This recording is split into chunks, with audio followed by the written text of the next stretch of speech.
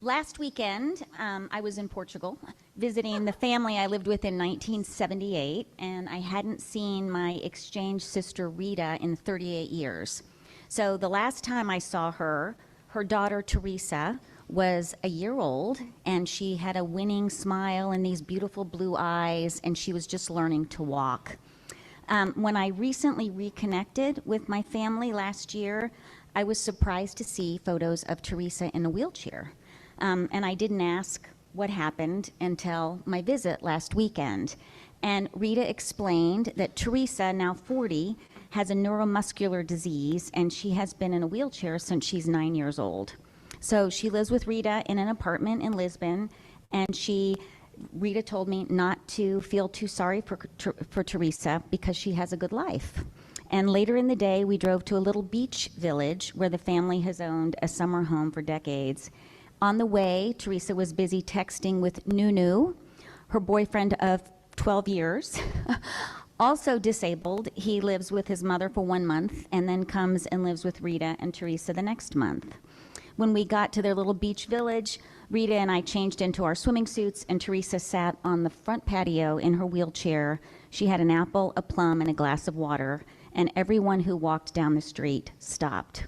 And with their traditional Portuguese greeting, which is a kiss on both cheeks, they said hello to Teresa, and they chatted with her. And then Rita and I walked down to the beach, and we saw a lot of her old friends, all of whom stopped for those traditional 2 kisses and to chat. And then before we left, we stopped to buy eggs from the egg lady, as Rita always does, and the egg lady gave Rita 6 extra eggs, 6 free for Teresa, which she always does. Spain and Portugal have a sense of community that seems long lost in the United States. I only saw 2 or 3 homeless people on my entire trip. People are taken care of by their families and by their social safety nets, and I wished and wished that the U.S. could be more like that. And then I thought about Peace Church, a church through our beloved leader, Holly, who strives to create just that kind of community.